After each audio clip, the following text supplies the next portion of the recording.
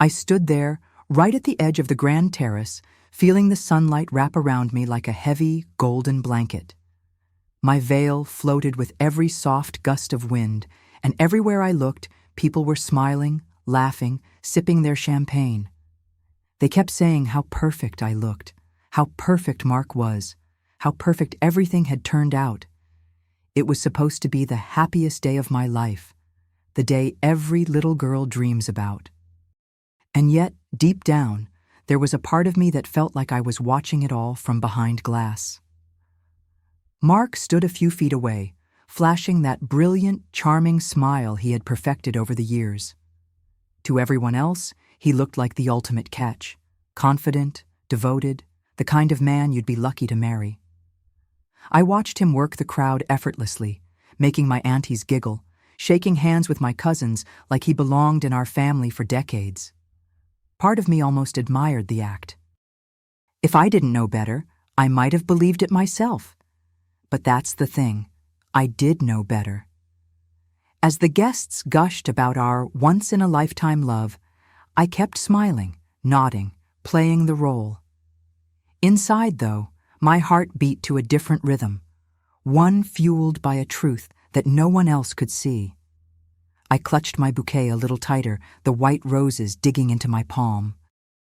Every sweet word, every compliment, every loving glance they praised him for felt like a private joke between me and the universe.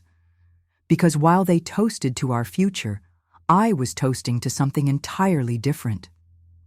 He thought he had pulled the wool over my eyes. He thought he was marrying a fool, a woman so desperate to be loved that she'd accept whatever crumbs he offered. But he was wrong, so very wrong. And as I stood there, blinking back the sting of betrayal masked as tears of joy, I made a silent vow of my own, a vow he'd never see coming. I remembered the way my mother squeezed my hands that morning, whispering that she had never seen me so happy. I wanted to believe it. I wanted to fall into that beautiful lie, to pretend just for one day that this love was pure and untouched. But every time I looked at Mark, every time our eyes met, I saw the shadow of her, the other woman, tucked right behind his easy smile. It was like standing on a stage, playing a part I never auditioned for, while the audience cheered for a story that wasn't even real. The venue buzzed with life, clinking glasses, the low hum of conversation, the laughter of kids chasing each other between the tables. It smelled like fresh roses and expensive perfume, a sweetness so thick it almost turned my stomach. I walked slowly through the crowd, letting my fingers trail over the backs of chairs, soaking in every detail. These were supposed to be the memories I'd treasure forever. And in a way, I would, just not for the reasons everyone thought. My steps were steady, my face the perfect mask, but inside, a storm was quietly gathering.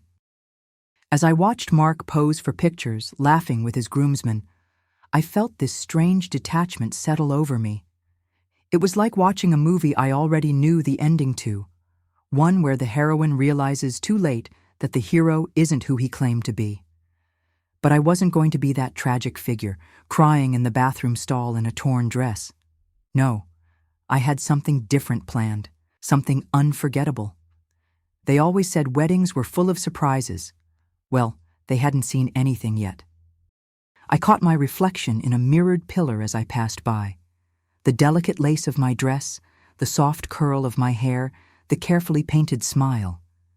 To anyone else, I looked like a woman on the cusp of a fairy tale. And maybe, in a way, I was. Only my fairy tale wasn't going to end with a kiss and a happily ever after.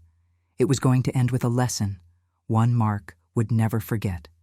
And the first page of that story had already been written long before today. As the ceremony began, I felt the weight of 100 eyes settle on me. Every step I took down that aisle, every beat of music, every whispered, "Oh, she's beautiful," hit me like a wave. I forced myself to walk slowly, gracefully, as if this was the moment I'd dreamed of my entire life. Mark waited at the altar, all polished and golden, his grin stretching just a little too wide. If you didn't know any better, you'd think we were the poster children for everlasting love. But under the layers of satin and smiles, something darker pulsed, something real. My father kissed my cheek and placed my hand into Mark's, his own eyes shining with pride. I squeezed Mark's hand a little tighter than necessary, just enough for him to glance at me, confused for a split second. I smiled back sweetly, tilting my head the way he loved. It was almost thrilling, standing there knowing a secret he couldn't even begin to imagine. A secret so sharp it could cut through all the false promises floating around us like confetti. They say weddings are built on hope. Mine was built on something much stronger, certainty. As the officiant spoke about love, honor, and trust, I found myself tuning out his words, focusing instead on the faces before me.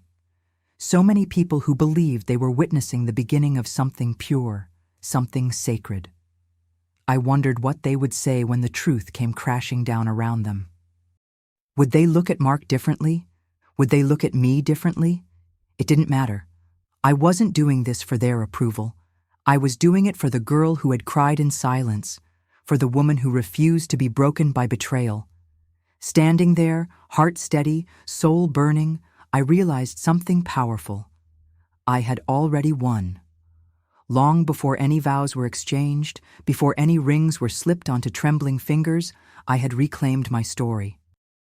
He thought he was marrying a woman desperate to be loved.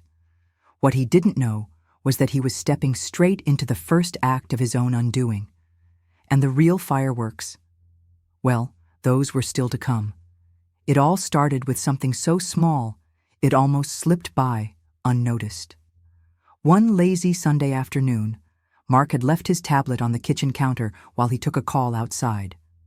I wasn't snooping. I swear I wasn't. I just glanced. Maybe it was instinct. Maybe it was something deeper whispering in my ear. But there it was, a message flashing across the screen, casual and intimate in a way that no just a friend message should ever be. My stomach twisted before my mind could even catch up. At first, I told myself I had misunderstood, that it was nothing, that I was being crazy, insecure, paranoid, all the things women are taught to fear being called. But curiosity gnawed at me, sharp and relentless. With trembling fingers, I opened the tablet. What I found wasn't a single mistake or a drunken lapse. It was a pattern, a well-worn path of texts, photos, hotel bookings. Smiles shared, secrets exchanged. A second life built right under my nose, in places I thought were ours alone. There was something almost clinical about the way it unfolded before me. Screenshot after screenshot, each one cutting a little deeper, confirming what my gut had already known. It wasn't just betrayal. It was humiliation, layered and deliberate. And the worst part? It wasn't a stranger.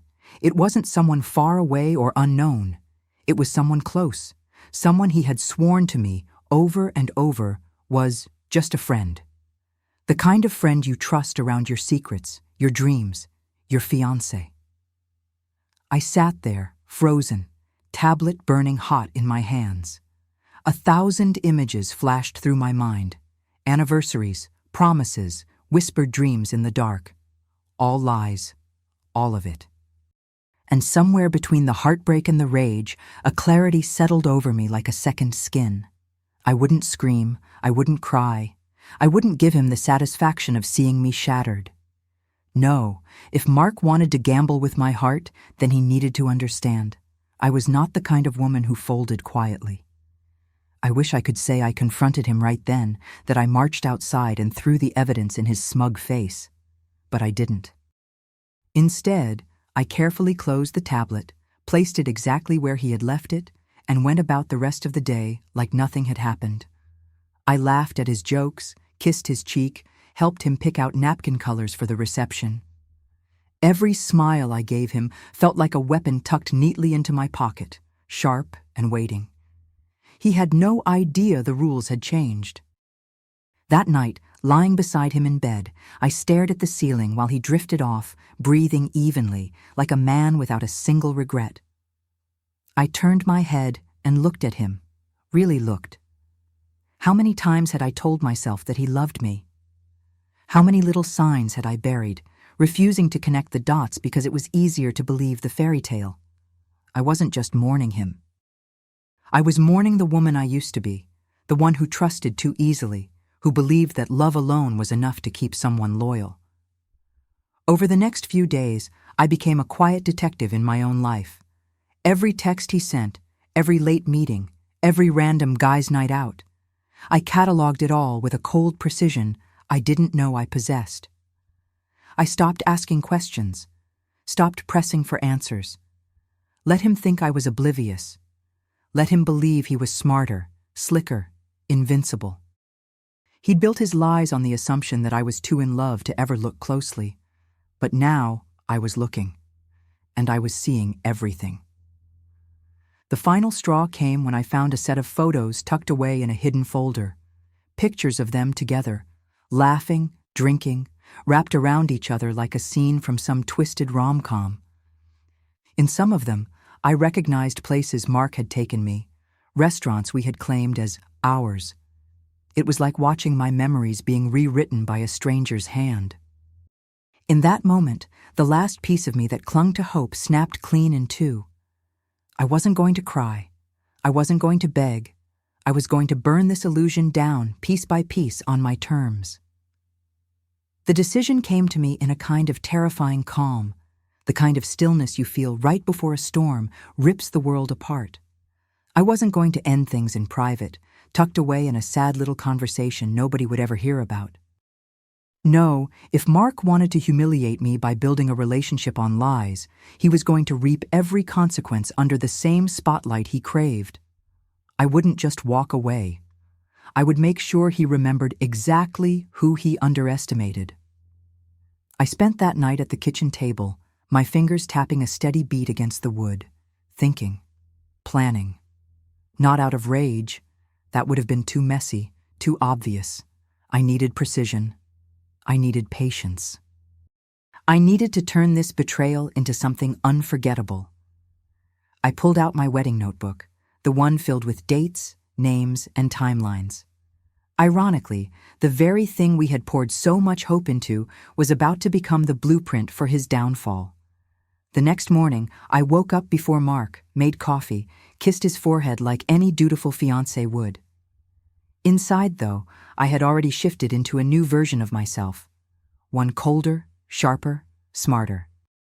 It was almost exhilarating, this secret life I had stitched together behind my smile. Every "I love you" he tossed casually over his shoulder, every kiss he planted thoughtlessly on my head, added another log to the fire I was quietly building. I wasn't hiding in the shadows. I was hiding in plain sight. And the best part? He had no idea. He thought he had won, that I was still blissfully blind, head full of wedding dresses and floral arrangements. But he didn't know the real story unfolding behind my steady gaze. If he wanted a spectacle, he was about to get one. Something so jaw-dropping that even years from now, people would still whisper about it whenever they heard our names. After all, what better stage for a reckoning than the altar itself? The days leading up to the wedding unfolded like scenes from a movie, each moment polished to a shine.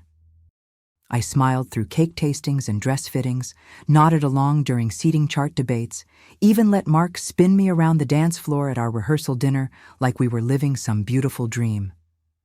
It was strange how easy it was to slip into the role. I guess when you've spent months loving a lie, pretending becomes second nature. Every laugh, every glance, every whispered, "I can't wait to marry you" from him. It all felt like ammunition I was quietly stockpiling. Inside, though, I was sharpening my plan like a blade. While my bridesmaids debated centerpiece colors, I was setting quiet traps. I met with the DJ under the pretense of picking songs, but slipped him a special playlist for a surprise later. I coordinated with the venue manager, spinning it as a fun twist for the guests, a little excitement mid-ceremony. Every thread of this perfect tapestry was now woven with one goal: to unravel at just the right moment in front of everyone Mark had ever tried to impress. I even found time to craft the perfect bait: an anonymous, elegantly worded invitation sent directly to her, the other woman. I knew she wouldn't resist. How could she? After all, women like her thrive on stolen glances and secret victories. The thought of seeing him pledge his life to someone else while she sat silently in the crowd would be too delicious to pass up. I counted on that. I wanted her there, front and center, when the mask was ripped away. The most ironic part? Everyone kept telling me how calm I seemed, how at peace I must be to be glowing like that. I thanked them sweetly, letting them believe it was love that lit me up from the inside. In a way, it was, just not the kind they imagined. It was the love I had rediscovered for myself, the kind that burns away everything that doesn't deserve to stay. And as each day ticked by, I could feel it building, quiet and certain, like the slow pull of a gathering storm. Each morning, I rehearsed my smiles in the mirror, the same way an actress studies her role before opening night. It wasn't just about looking happy, it was about embodying the kind of love everyone expected to see. I practiced soft glances, tender touches, even the nervous laughter of a bride-to-be. There was a strange power in it, knowing I could put on the perfect show while my real heart plotted something far more raw and honest. Mark never suspected a thing. If anything, he fell even harder for the illusion. The closer we got to the big day, the more he strutted around like a man who had everything. I let him book the honeymoon, let him gush about our forever to anyone who would listen. It was almost like watching a child build a sandcastle too close to the tide, blissfully unaware that destruction was already racing toward him. Every boast, every smug look only made my resolve stronger. Let him revel in his own fantasy. It would only make the truth sting sharper when it finally landed. There were moments, though, quiet little flashes, when the weight of it all almost caught me off guard. Like when my best friend helped me into my final dress fitting, her eyes misty with emotion. Or when my grandmother pressed a locket into my palm, whispering that true love was worth fighting for. I wanted to scream then, to tell them that this wasn't the fairy tale they thought it was. But I didn't.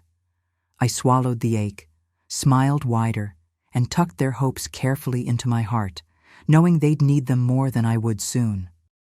At night, when Mark drifted off beside me, I would lie awake, tracing the ceiling with my eyes, rehearsing every step of what was about to happen. Timing was everything. Emotion was everything. This had to be perfect, not just for me, but for every woman who had ever been lied to, cheated on, made to feel small and foolish. I wasn't just writing my own ending, I was rewriting the rules. And by the time the clock struck wedding hour, there would be no going back. The night before the wedding, I sat alone on the hotel balcony, a glass of champagne sweating in my hand. The city stretched out beneath me, glittering and alive, and for the first time in weeks, I let myself feel the full weight of it all. Not sadness, no, that ship had sailed. It was something quieter, deeper. A kind of mourning for the version of myself who had once believed in happy endings without question. I raised my glass silently to the skyline, a private toast to the woman I had become and the girl I was leaving behind. Down the hall, the bridesmaids laughed and buzzed around their suite, too busy picking nail colors and trading love stories to notice my absence. I listened to them with a kind of detached affection, knowing that tomorrow their laughter would freeze into gasps. I wasn't angry with them. They had simply believed what they were shown. Just like I had once. Maybe that was the real betrayal. Not Mark's lies, but the way the world teaches you to trust so blindly, even when the cracks are right there, daring you to look closer. Mark texted me around midnight, something syrupy and rehearsed, about how lucky he was, how he couldn't wait to see me walking toward him in white. I stared at the words for a long time before replying with a simple heart emoji. Let him sleep peacefully one last time, thinking he had won. Let him dream of a future that would crumble in his hands before the ink on our marriage license even dried. After all, I had a promise to keep, and tomorrow I intended to keep it in full view of everyone who mattered. As I curled up under the thin hotel blankets, the plan replayed in my mind like a film I had memorized frame by frame. Every cue was ready, every word was written, every tiny piece of this carefully constructed illusion was primed to shatter at exactly the right second. I closed my eyes, not with dread, but with a quiet satisfaction curling in my chest. Tomorrow wasn't just about breaking vows, it was about reclaiming my voice, and as the first hints of morning kissed the horizon, I knew. I was finally ready to speak. The ceremony started with the kind of magic you see in fairy tales, the soft hum of violins, the sunlight pouring in through stained glass, the hush that fell over the crowd as I appeared at the end of the aisle. My heart thudded in my chest, not from nerves, but from anticipation. I could feel every pair of eyes glued to me, their faces full of hope and admiration. I walked slowly, savoring each step, my dress trailing behind me like a banner. Mark stood at the altar, eyes glassy with emotion, utterly convinced he was moments away from winning. He took my hand with a touch so tender it almost made me laugh. Almost. His thumb brushed over my knuckles as if sealing some sacred pact, his smile trembling just enough to seem genuine. If only they knew. If only he knew. I let him savor it, let him soak in the sweetness of the moment, the way a man might savor the last rays of sun before a storm splits the sky wide open. He whispered, "You're perfect." And for once, I didn't have to lie when I smiled. I was perfect, just not in the way he thought. The officiant's voice droned on, a soft murmur about love, fidelity, trust. I barely heard it. My mind was sharp, focused, counting down the seconds. Mark's vows came first, as planned. He spoke with trembling sincerity about how I made him a better man, how he couldn't imagine life without me. It was a stunning performance, I'll give him that. The audience hung on every word, some even dabbing their eyes. I stood there, letting him spin his lies, knowing that with one breath I could rip his whole world apart. When it was my turn, I took a slow step forward, the paper with my vows trembling slightly in my hand. But not from fear. No, this was power. I thanked everyone for being there, for supporting us, my voice warm, even a little shaky for effect.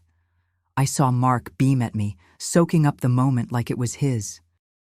And then, just as the air thickened with expectation, I took a breath, looked him straight in the eye, and flipped the script he had written for us. "My vow to you," I began, my voice steady, slicing through the heavy silence, "was once to love you with everything I had." I could see Mark's chest puff with pride, his fingers tightening slightly around mine. I let the moment breathe, let the hope in the room swell a little higher. Then I dropped my gaze to the paper in my hand and spoke the words that would tear it all down. "But today, I stand here knowing you've already given pieces of your heart, your promises, and your body to someone else." The gasp that rippled through the crowd was almost physical, like a wind knocking over fragile things. Mark's smile froze mid-gesture, confusion crashing over his features before he could catch it. I heard a chair scrape against the floor, someone's breath catch in their throat. I raised my eyes slowly to meet his, holding that gaze, daring him to deny it here, in front of everyone. "Today, I was supposed to marry the man of my dreams," I said, voice clear, almost tender. "Instead, I get to introduce you all to his mistress." At my signal, the DJ, bless him, sprang into action. The giant projector screen behind us flickered to life, and one by one the photos appeared. Screenshots of messages, selfies in hotel rooms, little love notes signed with the same pet names he once used for me. Gasps turned into whispers, Whispers turned into stunned silence. I didn't look at the crowd. I didn't need to. Every ounce of my focus was pinned on the man unraveling before my eyes, scrambling to piece together an escape he would never find. Mark tried to speak, stuttered half words, eyes darting around for help. But there was nothing to say. No apology big enough. No lie slick enough. I smiled, soft and bittersweet, the way you might smile at a stranger you pity. I deserve honesty. I deserve loyalty. I deserve love, I said, voice lifting into the rafters. I stepped back, slipped the ring off my finger, and placed it carefully on the altar between us. And I refused to settle for scraps. I turned to the officiant, the guests, the cameras now flashing wildly, and finished what I came here to do. So today, I say I don't. For a moment, the entire room stood frozen, like the world itself had forgotten how to breathe. I could feel hundreds of eyes flickering between me, Mark, and the damning images flashing one after another behind us. Somewhere in the back, someone gasped out loud. Maybe an aunt, maybe a bridesmaid. It didn't matter. The only thing that mattered was the hollow, stunned look in Mark's eyes, the way he opened and closed his mouth like a fish pulled out of water, gasping for an excuse that would never come. I stepped down from the altar, my heels clicking sharply against the marble floor, each sound louder than a gunshot in the silence. People parted like the Red Sea, stunned into motionlessness, unsure if they should follow me, stop me, or simply stay out of my way. As I passed, I caught a glimpse of her, the woman he had chosen. She sat frozen in her seat, face drained of color, one hand clamped over her mouth. I didn't flinch. I didn't offer her a second glance. She wasn't my problem anymore. Walking toward the giant doors at the end of the aisle, I felt lighter than I had in months, maybe years.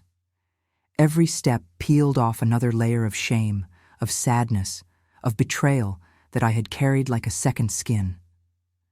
I wasn't the victim in this story. I wasn't the girl left crying in a corner. I was the storm that no one saw coming, the reckoning that left no room for second chances.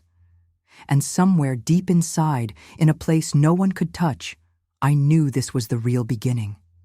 Behind me, the murmurs started to rise, a swell of voices trying to make sense of the wreckage. Some called my name, confused, others clapped. Hesitant at first, then growing louder, freer, more certain. I didn't turn back. I didn't need to. This wasn't about making a scene or getting revenge. It was about reclaiming my power, my dignity, my future. And as the heavy doors swung open before me, spilling sunlight into the dim, stunned church, I smiled, not because I was leaving something behind, but because I was finally walking toward something better. The moment I stepped outside, the sun hit me full on, warm and blinding, as if the universe itself was welcoming me back to myself. For a second, I just stood there, breathing it all in. The air, the freedom, the sheer electric charge of finally choosing me. Behind me, the heavy church doors thudded closed, sealing in the whispers, the questions, the chaos I had left behind. I wasn't running away. I wasn't escaping. I was rising in a dress that had been meant for promises, but had now become my armor. I didn't cry. I didn't stumble. I didn't even hesitate.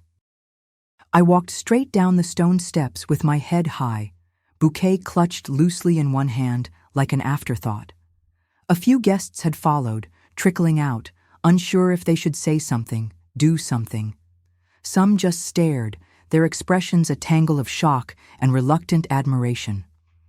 I caught eyes with one older woman, someone I barely knew, who gave me the smallest, fiercest nod. It was all the approval I needed. I smiled back, a silent pact between survivors. News travels fast in the digital age, and ours traveled like wildfire. By the time I reached the hotel, my phone was buzzing nonstop. Friends, acquaintances, even strangers sending messages of support, cheering me on like I had just won some invisible war. Videos of the moment were already flooding social media, framed with captions like "iconic" and "the bride who said I don't." I should have felt humiliated, maybe, but I didn't. If anything, I felt like I had cracked open the sky and poured every last ounce of shame out of my bones. Later that afternoon, as the sun dipped low and bathed everything in gold, I sat with my closest circle, the ones who never once made me question my worth, and we toasted to new beginnings. The wedding venue, already paid for and beautifully decorated, wasn't going to waste. No, it became the backdrop for something far more important: my freedom party. There were no vows, no tears, no regrets, just laughter, music, dancing, and the undeniable feeling that something extraordinary had been reclaimed, something no lie could ever touch again. We swapped champagne toasts for margaritas, love songs for anthems that made the floor shake, and stiff formal dances for wild, barefoot twirls under the fairy lights. I kicked off my heels somewhere around the second song and never looked back. The night pulsed with a different kind of energy. Not the nervous flutter of forever, but the wild, roaring heartbeat of freedom. For the first time in months, I wasn't holding my breath. I wasn't playing small to fit into someone else's idea of happiness. I was alive. Really, truly alive. Mark, I heard through a few whispered updates, didn't take it well. Guests he had once charmed now kept their distance, shaking their heads, muttering under their breath. His perfect image, so carefully constructed, crumbled faster than I could have imagined. Business deals started to dry up. Friends stopped answering his calls. Even his own family struggled to hide their disappointment. It wasn't just the betrayal that cost him. It was the spectacle of it, the public unmasking he could never spin his way out of. Somewhere between shots of tequila and rounds of roaring laughter, I realized something even more important than revenge. I didn't need his downfall to validate my worth. Watching him sink wasn't my victory. Standing tall while he crumbled, that was the real triumph. I didn't just survive him. I rose above everything he thought would break me. And looking around at my tribe, strong, fierce, loyal, I knew I had gained something he would never find again: true love, true loyalty, true freedom. At some point, someone cranked up the music even louder, and the dance floor became a mess of swaying bodies and flying laughter. I closed my eyes and let it swallow me whole, arms thrown wide open to the sky. No rings, no vows, no chains. Just me, unbound and unstoppable. It wasn't the wedding I had planned. It was something better, something earned. And deep down, in a place that once ached for fairy tales, I realized I had finally given myself the only happy ending that ever really mattered. As the night wore on, the lines between past and future blurred, and I let them. I didn't need to revisit old wounds or rehearse old lies anymore. I had burned them down, right there at the altar, with the world watching. And in their place, something stronger had taken root, a sense of self so deep, so unshakable, that no amount of betrayal could ever touch it again. I wasn't just a woman scorned, I was a woman reborn, and there was something breathtaking about realizing that. Around midnight, someone handed me the discarded bouquet, the same one I had dropped at Mark's feet just hours earlier. I twirled it absent-mindedly in my fingers, the petals slightly bruised but still stubbornly clinging to life. I smiled at that. Somehow it felt fitting. We weren't defined by what hurt us. We were defined by how fiercely we bloomed anyway. So instead of tossing it away, I wove it into the decorations, a quiet reminder that even things that fall can be made beautiful again. When the last song faded into the early morning haze and my friends began to drift out, full of laughter and leftover wedding cake, I stayed behind for a moment, alone in the soft, silver light. I took one last look around the venue, the flowers, the empty chairs, the sparkle of candles burning low. This place wasn't haunted by what could have been. It was blessed by what was. It wasn't a graveyard for broken dreams. It was the birthplace of something real. My freedom, my truth, my future. And as I finally turned and walked out into the waiting dawn, I didn't carry sadness with me. I didn't carry regret. I carried the fierce, wild joy of a woman who refused to be anyone's second choice. I didn't leave heartbroken. I left celebrated, arms open, heart unburdened. While he, the man who thought he had it all figured out, was left standing alone at the altar, right where he belonged.